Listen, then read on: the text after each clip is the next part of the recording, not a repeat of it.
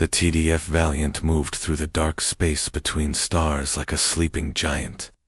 Captain Jake Morrison sat in his command chair, watching the stars on the main screen. His ship was 300 meters long and carried 200 crew members. They had been on patrol for 6 weeks. Now checking the outer edges of human space for any trouble, Amy Rodriguez looked up from her communications station. Her fingers moved across the control panel as she checked the long-range sensors. Nothing had happened for days, and the crew was getting used to the quiet routine of deep space patrol. Steve Parker ran his hands through his hair as he stared at his tactical display. The weapons systems showed green across the board, but there was nothing to shoot at. Pirates had been quiet in this sector for months. Maybe they had finally learned to stay away from human ships. Lisa Bennett worked in the engine room 3 decks below the bridge. She loved the steady hum of the reactor and the way all the systems worked together.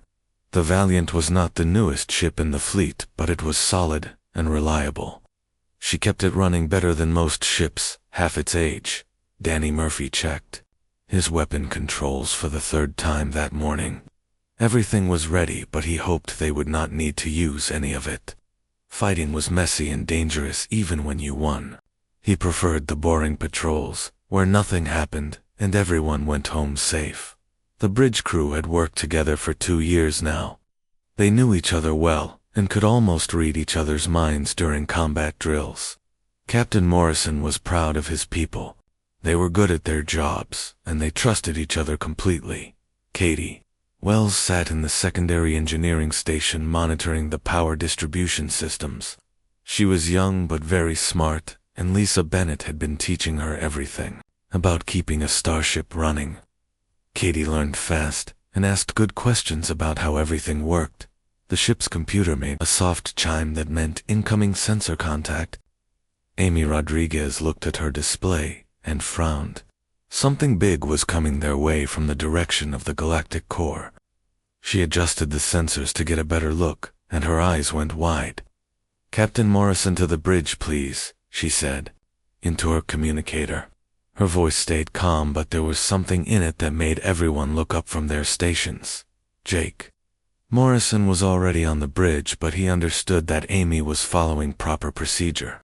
"What do you have, Rodriguez?" he asked, as he leaned over her shoulder to look at the sensor display.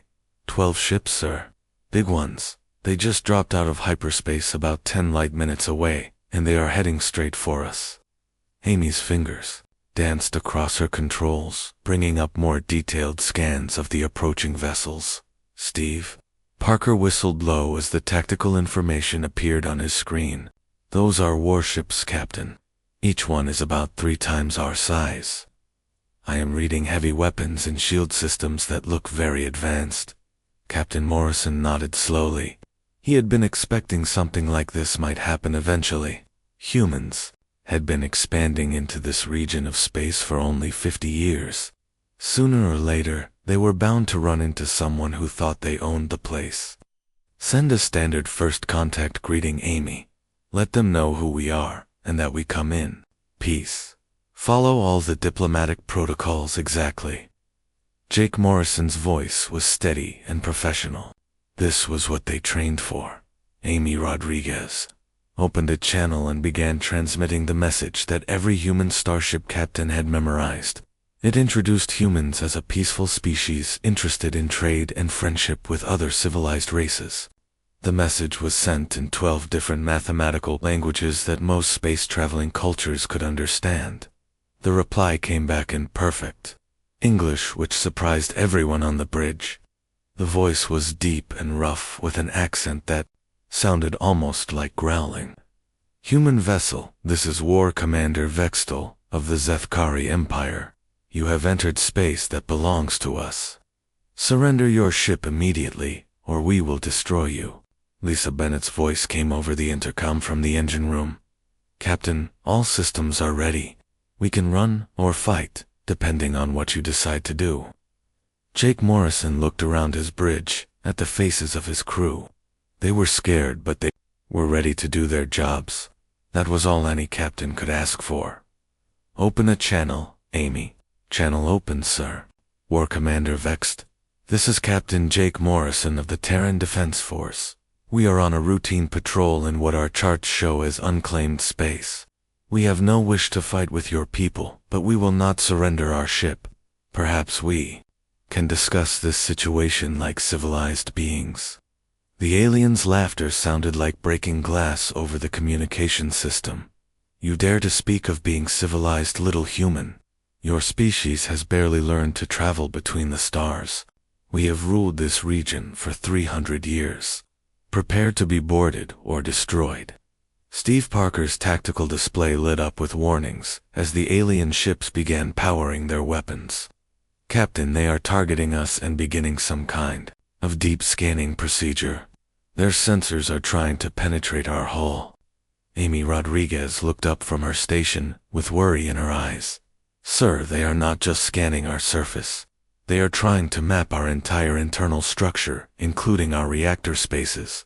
Captain Morrison's expression grew cold. Every human military officer knew the regulations about deep scanning by hostile forces. It was considered an act of war under the Seoul Accords. Warn them off, Amy. Tell them that deep scanning our vessel without permission violates our territorial sovereignty and will be considered an hostile act. The alien commander's response was swift and arrogant. Your warnings mean nothing, human. We scan what we choose. Your primitive technology holds no secrets from the mighty Zethkari Empire. Jake Morrison looked at his crew one more time. They had followed all the proper procedures and tried to avoid conflict. Now the choice was being taken away from them. All hands battle stations. This is not a drill. Red lights began flashing throughout the ship as the crew prepared for combat. In the engine room, Lisa Bennett made sure all systems were running at peak efficiency. Katie Wells double-checked every power coupling and energy flow monitor. Danny Murphy brought the ship's defensive systems online and made ready to return fire if necessary. Steve Parker monitored the approaching alien fleet and tracked their weapons as they continued to close the distance.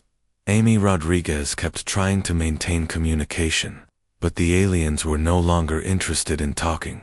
Their sensors continued to probe deeper into the human ship. Despite all warnings to stop, Captain Morrison sat back in his command chair and waited. The aliens would soon learn something that most species in the galaxy had never discovered.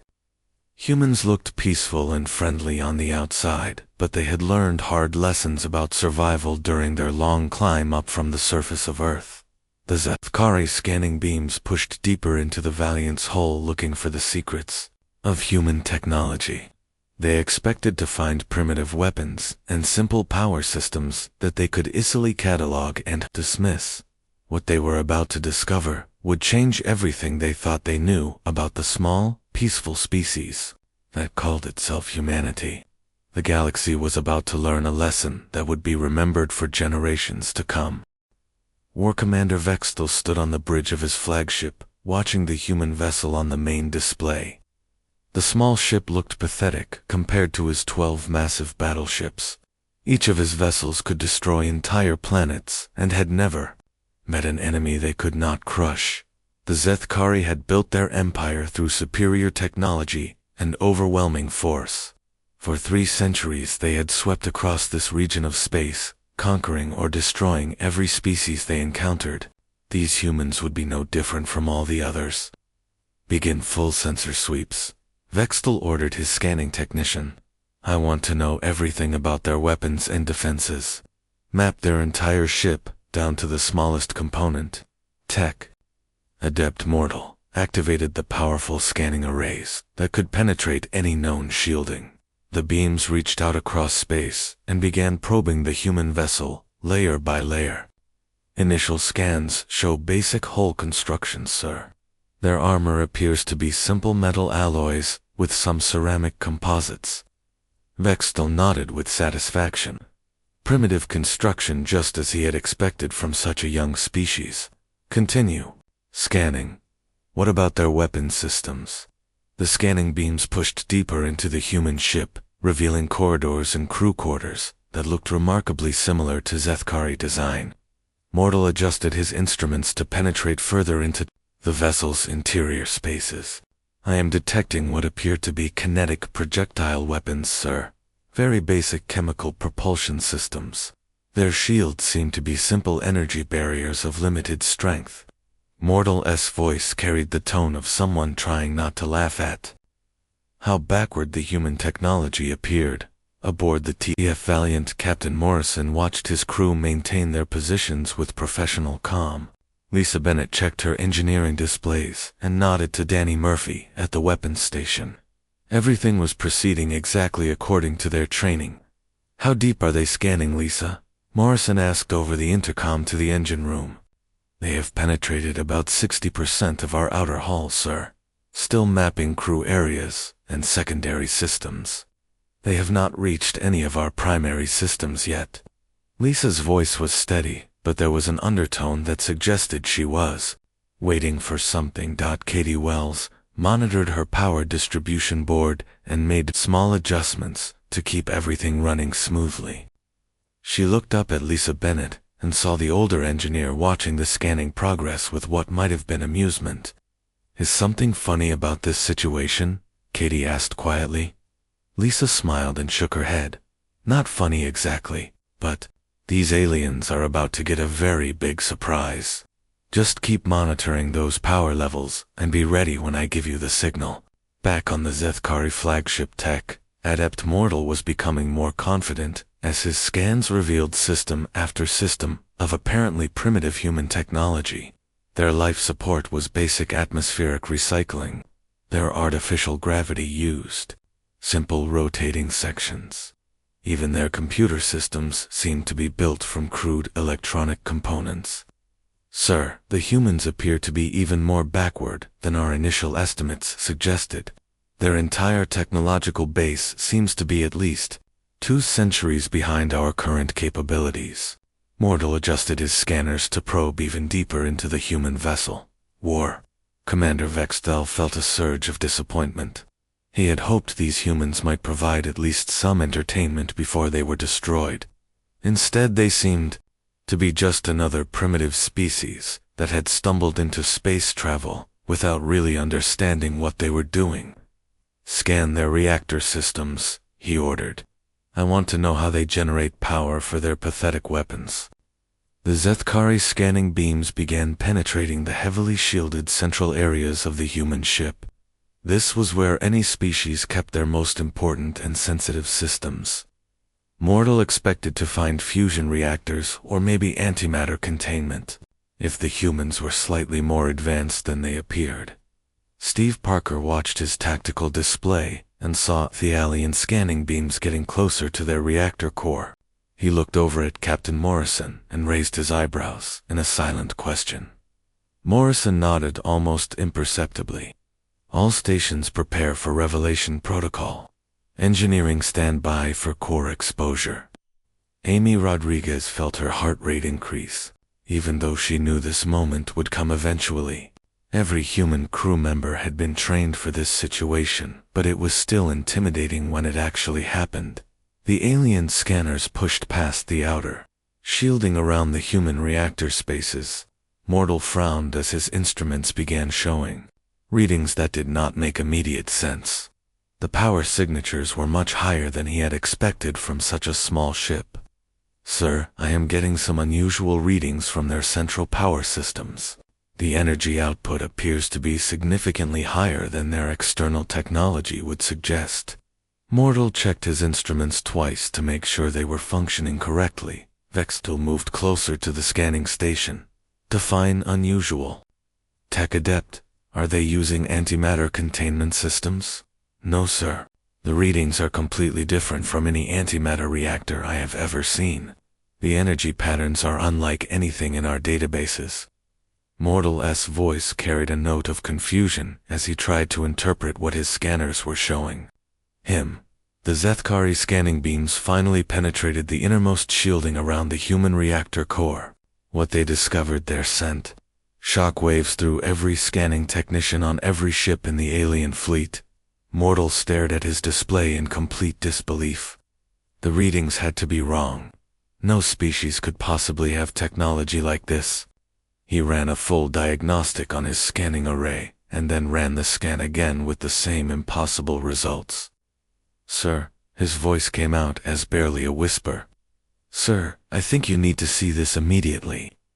War Commander Vextel looked at the scanning display and felt something cold settle in his stomach. The human ship was not powered by any conventional reactor system. Instead, his scanners showed something that violated everything the Zethkari thought they knew about physics and engineering. At the heart of the small human vessel was a contained singularity, a miniaturized black hole held in perfect stasis by gravitational field manipulation technology that should not be possible. The mathematics alone were beyond anything the Zethkari had ever achieved. "That cannot be correct," Vextel said, but his voice lacked conviction. "Run the scan again. Check all instruments." Mortal's hands shook as he operated his controls. The second scan confirmed the first. The third scan revealed something even more disturbing. The human ship did not have one contained singularity. It had 3 of them. "Sir, there are 3 separate singularity containment systems. One appears to power their propulsion. One powers what must be their weapons systems. The third powers something our scanners cannot properly identify." On the bridge of the TDF Valiant, Captain Morrison finally spoke into the communication channel that connected his ship to the alien fleet. His voice carried the weight of absolute authority and the calm certainty of someone who knew exactly what was about to happen. "War Commander Vextel, you have now completed a deep scan of our reactor systems. Under the Terran defense protocols established after the Centauri incident, this constitutes a clear and immediate threat to the security of Earth and all human colonies." Lisa Bennett's voice echoed through the human ship as she announced to all stations. "Core exposure confirmed. All hands prepare for defensive protocol implementation. This is not a drill." Captain Morrison continued his transmission to the alien fleet. "You now have exactly 30 seconds to withdraw your vessels beyond our territorial boundary and cease all hostile actions. Failure to comply will result in the implementation of maximum defensive measures." Katie Wells watched her power distribution displays as massive amounts of energy began flowing to systems she had never seen activated before.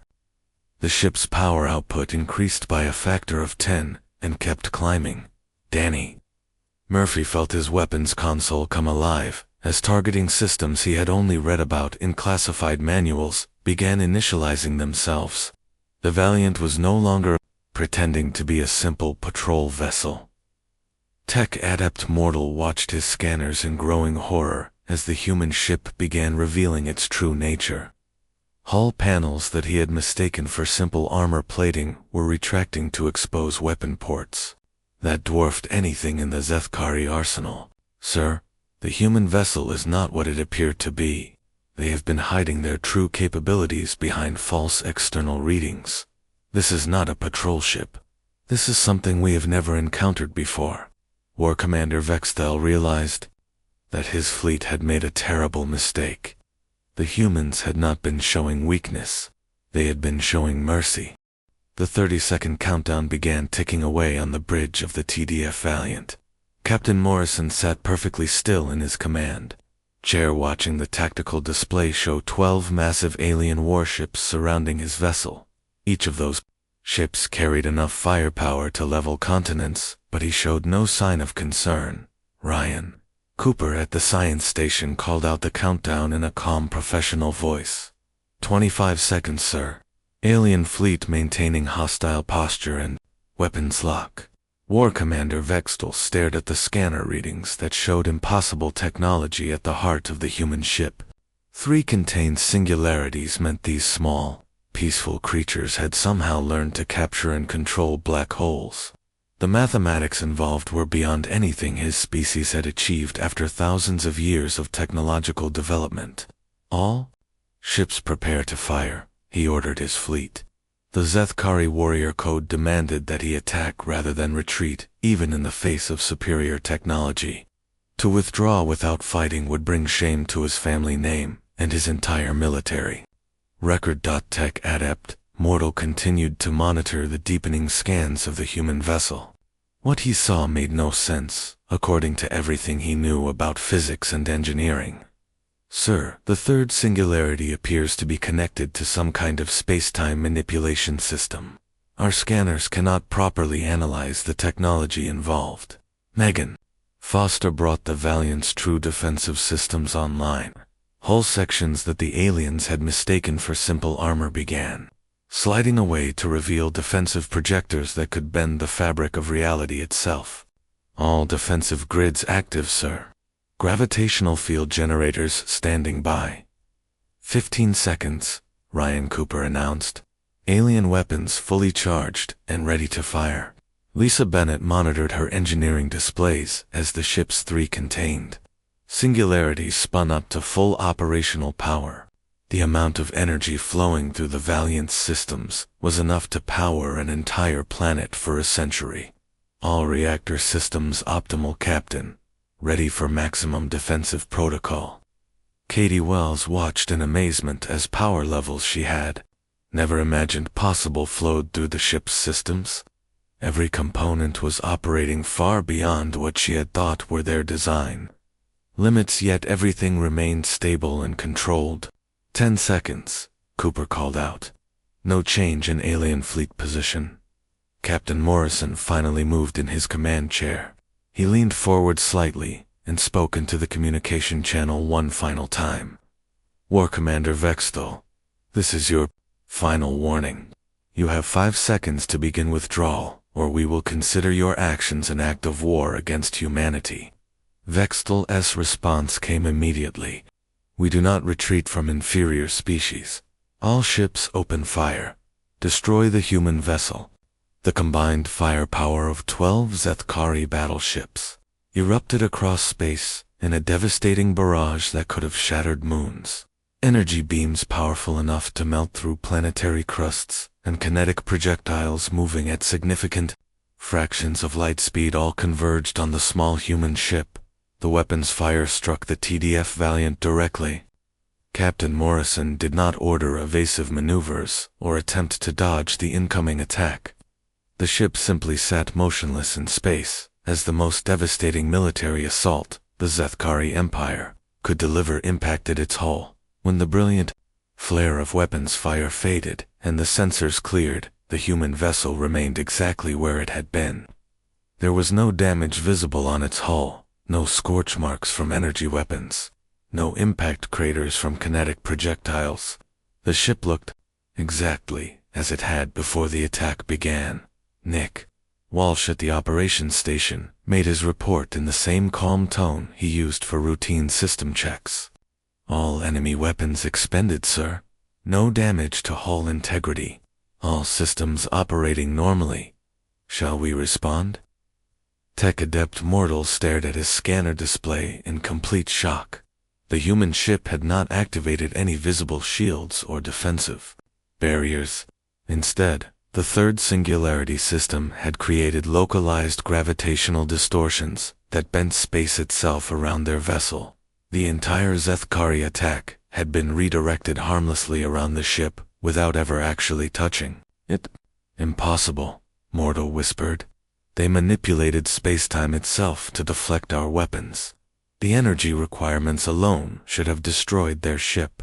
War Commander Vextel felt something he had never experienced in 300 years of military service. For the first time in his life, he was genuinely afraid. His most powerful weapons had failed completely against technology he could not understand or counter. Captain Morrison looked around his bridge at the calm, professional faces of his crew.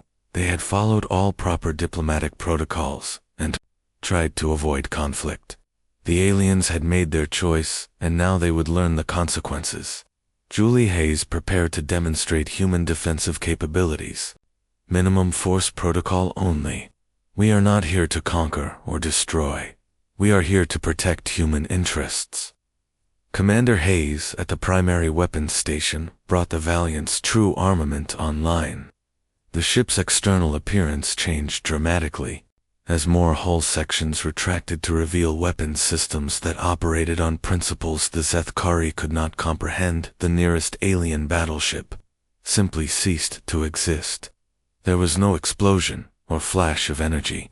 The massive warship was there one moment and gone the next, as artificially generated gravitational fields compressed its matter beyond the point where atomic structure could be maintained. What had been a ship carrying 3,000 Zethkari warriors became a brief, brilliant point of light that faded to nothing in less than a second. The gravitational manipulators on the human vessel had crushed an entire battleship out of existence without apparent effort. Vextel watched his flagship's sister ship die, and realized that everything he thought he knew about warfare had become obsolete in an instant. The humans were not using weapons that destroyed their enemies. They were using forces that simply made their enemies stop existing. All ships withdraw immediately, he screamed over the fleet communication system. Emergency retreat. All vessels withdraw to minimum safe distance. The remaining 11 Zethkari battleships began turning away from the human vessel as quickly as their engines could manage. Vextel had commanded fleets for decades and had never ordered a retreat before, but he understood now that his ships were completely helpless against technology. This advanced. Amy Rodriguez intercepted multiple communication signals from the fleeing alien ships. Their crew members were reporting impossible scanner readings and gravitational anomalies that violated known physics. Several ships were requesting immediate evacuation orders. Sir, the alien fleet is attempting to withdraw, but they are also sending distress signals to their home territories. They are reporting our capabilities to their military command structure. Amy looked up from her communication station with concern. Captain Morrison understood the implications immediately. If word of human military technology reached the major galactic powers, it could destabilize the entire region. Species that thought humans were weak and primitive would suddenly realize they were dealing with the most advanced military force in known space. Send a message to Admiral Mason. Priority Alpha clearance. Tell him we have a full revelation scenario and need immediate fleet support for information containment. Morrison's voice carried the weight of someone who understood how drastically the situation had just changed. Ryan Cooper looked up from his science station. Sir, I am detecting multiple hyperspace signatures approaching our position. 7 ships dropping out of faster-than-light travel approximately 10,000 kilometers from our location. The new arrivals were human vessels that had been conducting training exercises in nearby systems. Each ship dropped its camouflage systems to reveal the same massive weapon ports and impossible energy signatures as the Valiant. What the Zethkari had thought was an encounter with a single human patrol ship had actually been there stumbling into the middle of a human fleet exercise. 7 more ships meant 8 human vessels total, all equipped with the same reality-bending technology. Admiral Carlos. Mason's voice came over the communication system, addressing both the human ships and the remaining alien fleet. This is Admiral Mason, commanding Task Force 7 of the Terran Defense Force. War Commander Vextel, your actions have constituted an act of war against humanity. The Admiral's message continued on all frequencies, so every species in the region would eventually receive it. However, humanity has no interest in conquest or territorial expansion. We offer the Zethkari Empire complete withdrawal from this sector and establishment of formal diplomatic relations. Vextel realized he had no choice but to accept whatever terms the humans offered. His empire's most powerful fleet was completely outmatched by technology that seemed to bend the fundamental laws of physics. The galaxy was about to learn that humanity was not the weak primitive species they appeared to be. Admiral Carlos Mason stood on the bridge of his flagship TDF Guardian watching the tactical display that showed 11 damaged Zethkari battleships trying to limp away from the human fleet. His task force had been conducting routine training exercises when they received Captain Morrison's priority alert about a full revelation scenario. The Guardian was twice the size of the Valiant and carried weaponry that could reshape entire solar systems. Mason had hoped he would never need to use such devastating force, but the aliens had forced this confrontation through their own aggressive actions. Communications Officer Rodriguez patched me through to all Zethkari vessels and broadcast on all galactic emergency frequencies. Every spacefaring civilization in this region needs to hear this message. Mason's voice carried the authority of someone who had spent 30 years protecting human space. War. Commander Vextel sat slumped in his command chair, staring at the scanner readings that showed 8 human ships surrounding his fleet. Each vessel displayed energy signatures that defied explanation. His warrior pride had been completely shattered by the demonstration of technology so advanced it might as well have been magic. Admiral Mason, this is War Commander Vextel. I formally request terms for the surrender of my remaining fleet. We cannot match your capabilities, and continued fighting would only result in the needless death of my crew members. The words tasted like poison, but Vextel knew he had no other choice. Mason's response came immediately over the open communication channel. War Commander, your fleet will withdraw completely from this sector of space immediately. The Zeth Empire will recognize human territorial boundaries and will never again attempt to scan or board human vessels without explicit permission. Tech Adept Mortal continued to monitor his instruments, even though the readings made no scientific sense. The human ships were generating gravitational fields that should have required the mass of entire stars. Their power sources were operating on principles that violated fundamental laws of physics. Sir, Mortal's voice shook as he made his report. Our scanners indicate that each human vessel is carrying multiple contained singularities as power sources. They have somehow learned to capture and control black holes as if they were simple fusion reactors.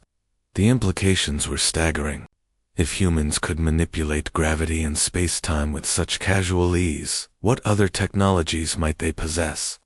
Vextel realized his empire had not encountered a primitive species learning to use space travel. They had stumbled across the most advanced military force in the known galaxy, Captain. Morrison monitored the fleet communications as Admiral Mason continued broadcasting the new territorial agreements to every receiver in the region.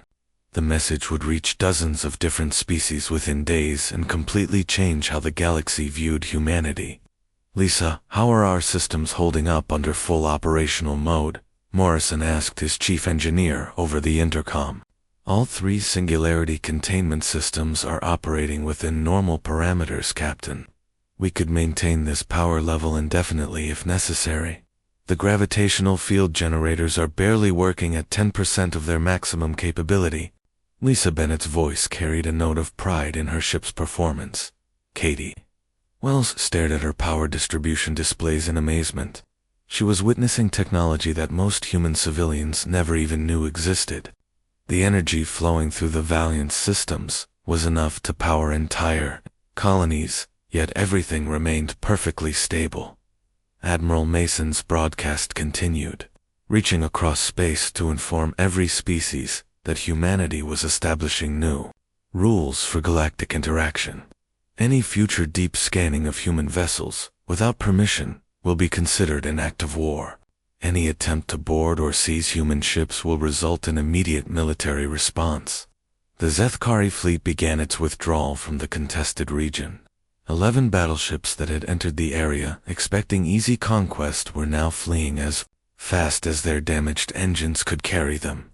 Several vessels were leaking atmosphere and trailing debris from the gravitational effects they had experienced. Ryan Cooper monitored long-range sensors and detected multiple hyperspace signatures throughout the region. Word of the confrontation was spreading rapidly as various species sent scout ships to investigate reports of impossible human technology. Admiral, we have at least 20 different vessels from a dozen species converging on this location. It appears news of our capabilities is spreading faster than we anticipated. Cooper's report highlighted the growing complexity of the velocity. Mason understood that humanity's period of peaceful anonymity in galactic affairs was ending. Other species would now view humans as either valuable allies or dangerous threats. There would be no middle ground once word of their technology spread throughout the galaxy. All ships prepare to return to standard camouflage configuration. We will maintain one vessel at full operational status as a demonstration for any species that might be considering aggressive action against human interests. Mason's orders would help maintain security while showing strength to potential enemies. The TDF Guardian remained in full combat configuration, with its weapons ports exposed and gravitational field generators active. The other 7 ships reconfigured their hull plating to hide their true capabilities while remaining ready for immediate activation. War Commander Vextel received the formal withdrawal orders from his home government within hours. The High Command had monitored his fleet's communications and understood immediately that they faced a species with technology far beyond their ability to counter. All ships set course for Zethkari space. Maximum speed withdrawal. We will not engage human forces under any circumstances. Vextel's final orders as fleet commander marked the end of his military career and the beginning of a new era in galactic politics. The fleeing alien battleships jumped to hyperspace, carrying detailed scanner recordings of human technology that would revolutionize how every spacefaring civilization viewed the small, peaceful species from Earth. The recordings contained singularities used as routine power sources and gravitational manipulation systems that could crush matter out of existence. Amy Rodriguez continued monitoring communication channels as reports spread throughout the region. Multiple species were updating their databases to classify humanity as a major military power rather than a developing civilization. Trade delegations that had been planning to exploit human naivety were suddenly requesting full diplomatic immunity. Sir, I am receiving communication requests from the Altarian Trade Federation, the Centauri Alliance, and at least 6 other major powers. They all want to establish formal diplomatic relations immediately. Amy's report showed how quickly the political situation was changing. Captain Morrison looked around his bridge at the crew members who had handled their first major revelation scenario with perfect professionalism. They had followed all protocols and avoided unnecessary casualties, while demonstrating humanity's true capabilities to the galaxy. Maintain standard patrol configuration, but stay ready for immediate activation. We may need to provide additional demonstrations before some species fully understand the new situation. Morrison's orders reflected the reality that not every civilization would accept humanity's strength without testing it first. Lisa Bennett secured the ship's singularity, containment systems, and returned power levels to normal patrol status. The contained black holes that powered their ship went back to standby mode but remained ready for instant activation if threats emerged. Admiral Mason sent his final transmission of the engagement to Terran Defense Command on Earth. His report would trigger diplomatic initiatives throughout human space, as the government prepared for a new era of galactic relations based on respect rather than assumptions of human weakness. The galaxy had learned that humanity possessed technology that violated known physics. More importantly, they had learned that humans would use that technology to defend themselves, while showing mercy to enemies who surrendered. This combination of overwhelming strength and ethical restraint would define human relationships with other species for generations to come. 8 human warships continued their patrol through space that every other species now recognized as belonging to the most advanced military force in the galaxy. 6 months after the Zethkari incident, Captain Jake Morrison sat in the diplomatic conference room aboard Kepler Gateway Neutral Station watching representatives from 43 different species sign the Galactic Accord of Non-Intrusion. This document established humanity's right to territorial privacy and explicitly banned deep scanning of human vessels by any civilization. The conference had taken weeks to organize, as species from across the galaxy sent their best diplomats to negotiate with humanity. Many civilizations were still struggling to understand how the small, peaceful people from Earth had developed technology that seemed to violate the fundamental laws of physics. Ambassador Sarah Kim led the human delegation with skill and patience, as she explained humanity's position to confused alien representatives. We seek only peaceful coexistence and mutual respect. Our defensive capabilities exist solely to protect human colonies and trade routes from aggressive actions. The Altarian Trade Federation representative shifted nervously in his specialized atmosphere suit. His species had been planning to establish exploitative trade agreements with primitive humans before learning about their military technology. Now the Altarians were offering extremely favorable deals just to maintain peaceful relations. Morrison smiled as he remembered the fear in war. Commander Vextel's voice, when the Zethkari commander formally surrendered his remaining fleet. The proud warrior species that had never retreated from battle had withdrawn completely from human space within days of their encounter with the TDF Valiant. Dr. Lisa Bennett sat beside Morrison reading technical reports from other human vessels that had been forced to reveal their capabilities in the months following the first incident. 3 more species had attempted to scan human ships and learned the same painful lesson about respecting territorial boundaries. How many revelation scenarios have we had total? Morrison asked quietly. 7 separate incidents across 5 sectors of space. Word is spreading, but some species still need to learn the lesson personally before they believe the reports. Benit's voice carried a note of resignation about the stubborn nature of certain galactic civilizations. The Centauri Alliance delegate stood to address the conference. His species had been among the first to accept humanity's new status and establish formal diplomatic relations. The Alliance fully supports the proposed accord. We recognize humanity's right to defend their territory and vessels from unauthorized intrusion. Katie Wells monitored the communication systems from her position in the station's technical section. Messages were flowing between dozens of worlds as governments updated their policies regarding human contact. Most species were adopting extremely cautious approaches to avoid triggering another demonstration of human military capabilities. Amy Rodriguez had been promoted to full commander, and now served as Morrison's communications officer aboard the upgraded TDF Valiant. The ship had been refitted with even more advanced systems, following the success of their first revelation scenario.